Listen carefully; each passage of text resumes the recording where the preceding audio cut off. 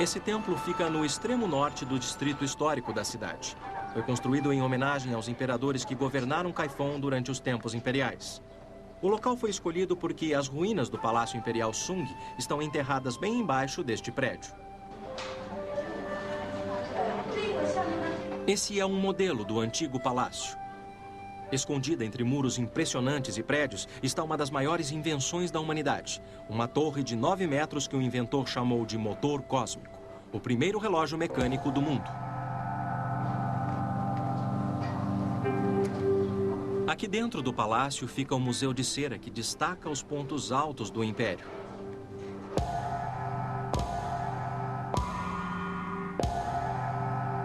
Em posição de prestígio junto aos imperadores Sung está o inventor do relógio. Esta cena é um monumento para uma das maiores ideias da história intelectual.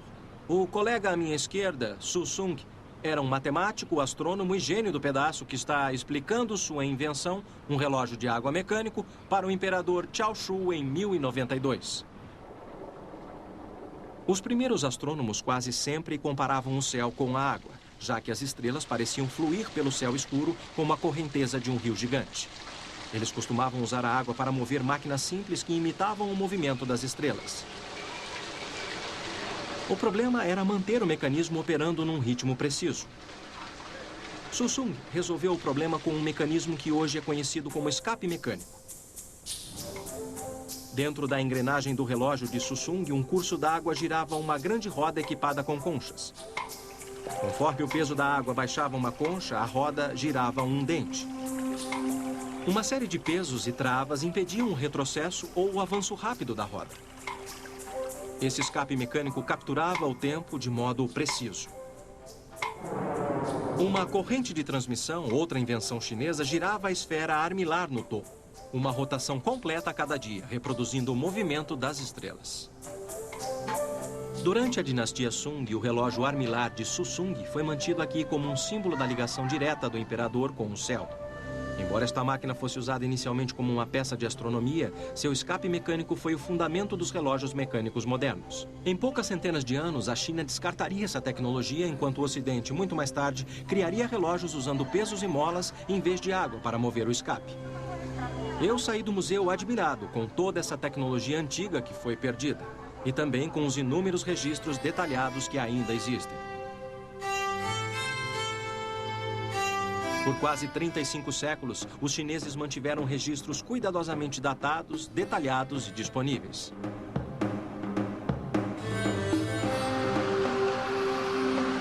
Para saber como eles mantiveram tais registros, eu viajei para o coração da China.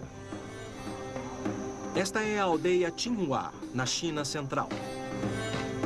É nessa atmosfera bucólica que eu encontrei vestígios de outra técnica chinesa que data do século II depois de Cristo.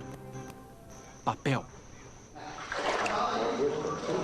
Os aldeões aqui em Qinghua ganham a vida fazendo papel do modo tradicional, folha por folha.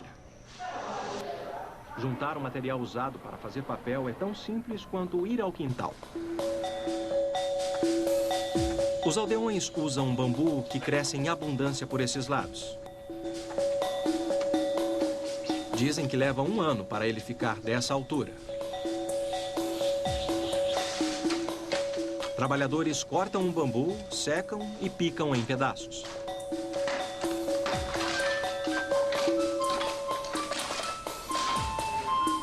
Cozinham no vapor até ficar esfarelado e úmido.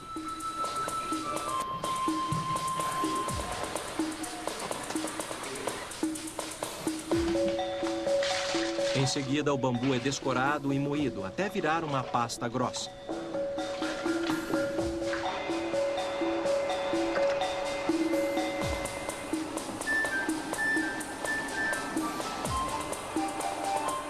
Quando a pasta está branca, eles moem de novo até virar uma massa líquida perfeita para o papel. Há 3 séculos, o processo levava 100 dias. Agora, leva 1 semana. Com a massa em suspensão no tanque de água, eles usam telas para retirar uma camada fina e então escorrem o papel com um movimento rápido e elegante. Esta família fabrica papel há 14 gerações. Quase 300 anos. É uma técnica que leva tempo para se dominar. Isso não é tão fácil quanto parece. Vamos lá. Deixa eu ver se eu vou conseguir pôr aí dentro. Devagar e no fundo. Dá um tempinho. Deixa assentar. O que me diz? Está meio enrugado, não é? O que você acha? Tá bom? Não? Então, de novo.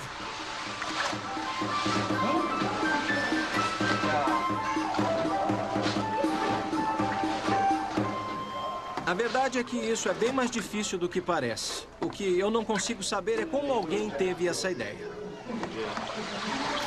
É preciso ter a mão bem firme para isso. Do contrário, vai sair enrugado. Esse não tá ruim. Pronto. Olha, na minha opinião, fazer papel permanece um mistério. No começo, o papel não chegava nem perto dessas folhas finas secando na parede. Na verdade, as pessoas usavam o papel para fazer cobertores e acessórios de vestuário. Por fim, os chineses refinaram o processo e criaram um material macio e fino, ideal para escrever. 1000 anos depois, muito antes de o Ocidente começar a fazer papel, os chineses já trabalhavam numa nova ideia, a palavra impressão.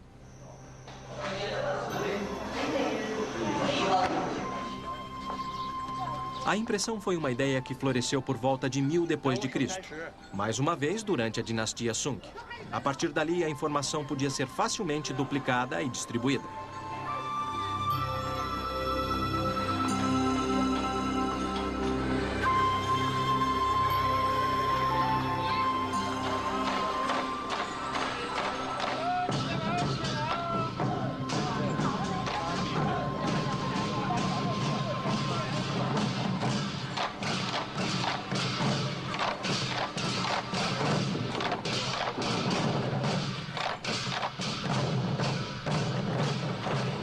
Este é o Parque Chinning Riverside, em Kaifeng.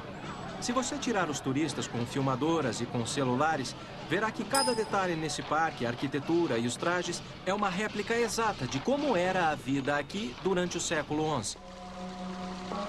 Eu estou aqui porque sinais do passado tecnológico da China estão espalhados pelo parque, quando Kaifeng era o centro vivo de comércio e negócios.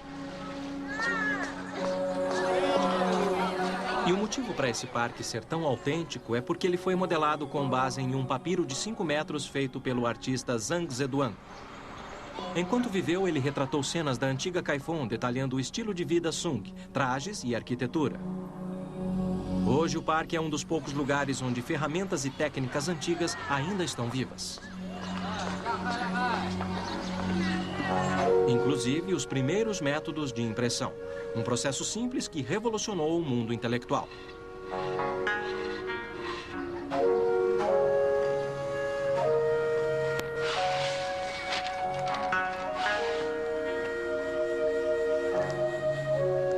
O que nós vemos aqui é o processo de impressão através de uma estampa.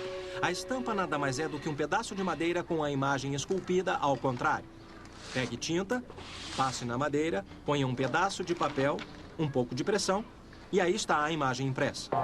Depois que inventaram a estampa, os chineses tiveram outra ideia. Eles fizeram estampas menores, com caracteres individuais inscritos atrás. Em outras palavras, eles inventaram o tipo móvel. Foi mais uma invenção crucial que surgiu durante a dinastia Sung. Mas a razão do tipo móvel não ter decolado na China foi porque, em vez de usar algumas dezenas de letras, eles usavam milhares de caracteres, cada um representando uma palavra diferente. Esse obstáculo limitou o uso do tipo móvel, mas a impressão continuou. Foi na China que a era da informação realmente começou. No Ocidente, nós aprendemos que a impressão foi inventada por Johann Gutenberg. No século XV, você pode ir ao Smithsonian ou na Biblioteca de Nova York e olhar a Bíblia de Gutenberg. Ali é uma inscrição que diz: este é o primeiro livro impresso do mundo. Não deixa de ser verdade, mas só para o Ocidente. Mais uma vez, o Ocidente tem uma concepção errada de sua criatividade. Os chineses imprimiam livros desde o século VIII e por volta de 1000 depois de Cristo, livros impressos eram encontrados, derrotando Gutenberg em quase 700 anos. Nada mal para um iniciante.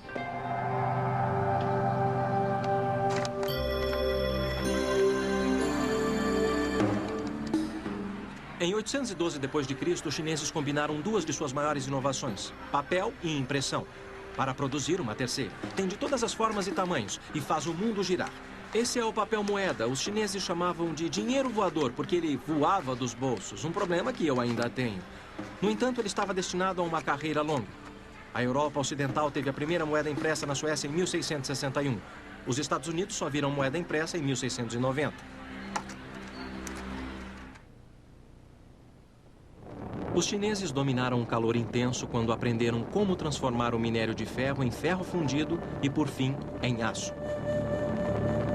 O segredo para atingir temperaturas extremas para suas famosas porcelanas era conhecido pelos chineses há séculos. Eles criaram fornalhas usando tijolos refratários ou de argila, resistentes ao calor que podiam suportar o bastante para transformar o minério de ferro. Capazes de despejar o ferro derretido em moldes, os chineses antigos descobriram o primeiro ferro fundido do mundo e usaram para trabalhar nos campos. Com ferro batido, você tem que martelar uma peça por vez. Mas com ferro fundido e através do molde, você pode replicar com facilidade peças como esse arado, mais de uma vez. Foi aqui que a tecnologia do ferro fundido teve sua recompensa. Os chineses criaram um arado de ferro fundido, que logo foi produzido em massa por todo o país.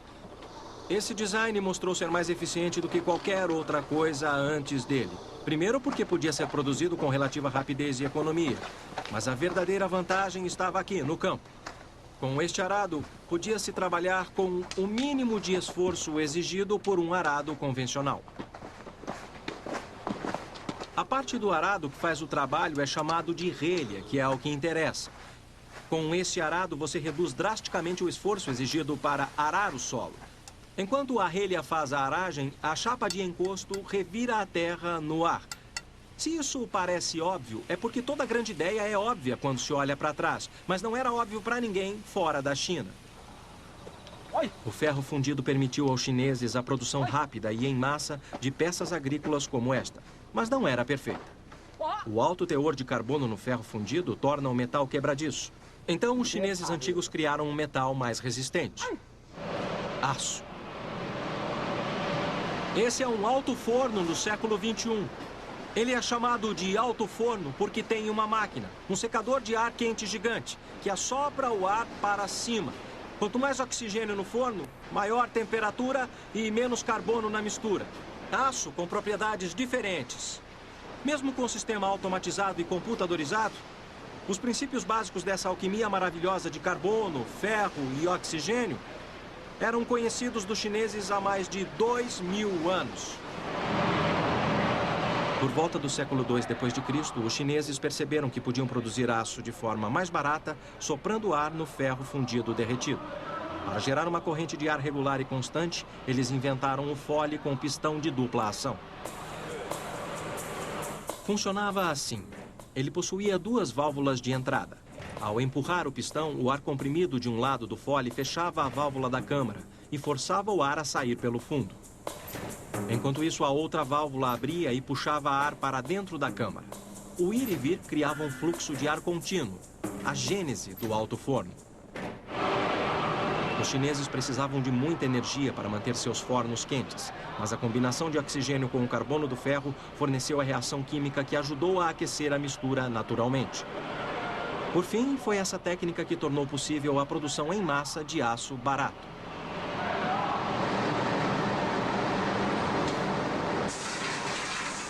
O aço é a espinha dorsal da modernidade. Sem aço não há aviões, nem automóveis, nem ferrovias. A invenção, a descoberta da produção em massa de aço foi nada menos do que uma revolução. A cidade de Kaifeng se desenvolveu em razão da indústria. As pessoas vinham para cá em busca de trabalho. Entre as mais de 100 milhões de pessoas que viviam na China na época, 1 milhão delas moravam aqui. O Império Sung crescia e a necessidade de proteger as fronteiras também.